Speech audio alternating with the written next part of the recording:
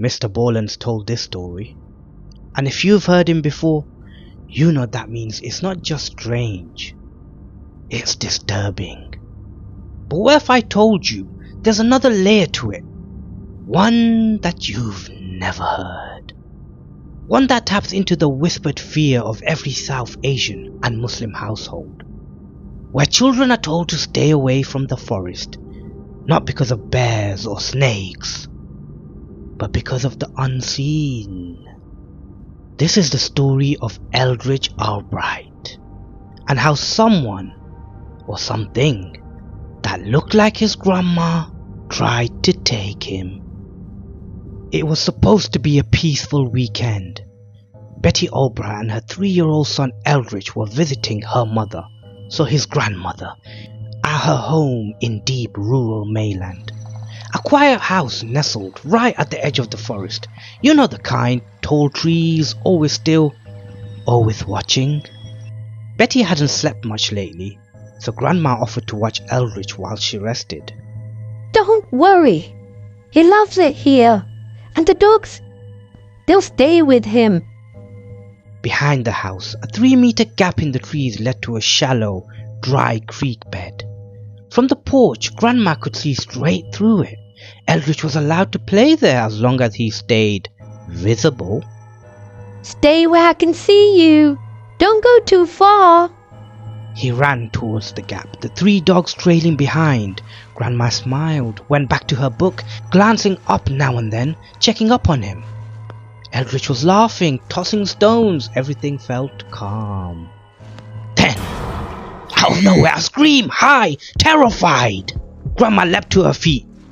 Eldridge's scream had come from the creek, but by the time she reached the yard, it echoed again. This time from deeper in the forest. Too deep, too fast. Eldridge, where are you? She ran towards the trees, heart pounding. The dogs were nowhere to be seen except one. One had stopped cold at the edge of the creek bed. Its fur was raised. It was staring at something Grandma couldn't see. Growling, barking away, as if it saw something, watching them. In many Muslim households, we grow up knowing animals, especially dogs, can sense the unseen. The Jinns. Creatures that live in a world parallel to ours. The dog wasn't barking at a squirrel, it was terrified. And whatever it saw wasn't human. Betty comes out running. Mom, where is he? Where's Eric? He was here. Then I heard screaming, but I can't find him now. Police were called. Search teams arrived. They found Eldridge's tiny footprints leading deeper into the forest. And then, nothing. The tracks just stopped. No adult prints, no dragging, just gone. They searched through the night. No trace of Eldridge, no sign of 2 of the 3 dogs. The next day, nearly 4 miles away in a swampy patch of wood, a search crew heard something. A faint whisper, like a child crying in his sleep. They followed the sound to a small cave. Inside, curled up on a nest of leaves like some animal had built a bed, was Eldridge. His clothes torn, scratches on his arm, but alive, asleep. Hey buddy, you okay? Eldridge opened his eyes, dazed, confused. He didn't know where he was, didn't even know what happened. The search team reunited Eldridge with his mother and grandmother. Doctors cleared him, said he was fine. When police and the family sat him down, asked him what happened, he gave one chilling answer.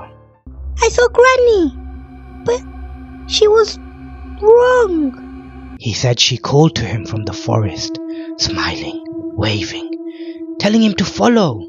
But her eyes were too big, her mouth too wide, and when she spoke, it sounded like someone pretending to be his grandma. In Islam, there is a belief Jinn can take forms, even human ones. They mimic people we trust. They draw us in. Whatever took Eldritch didn't want to hurt him. It wanted to keep him. Eldritch never spoke of the forest again. The other 2 dogs were never found.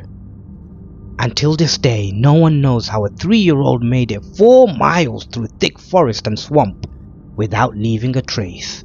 But in the Muslim world, we know the truth.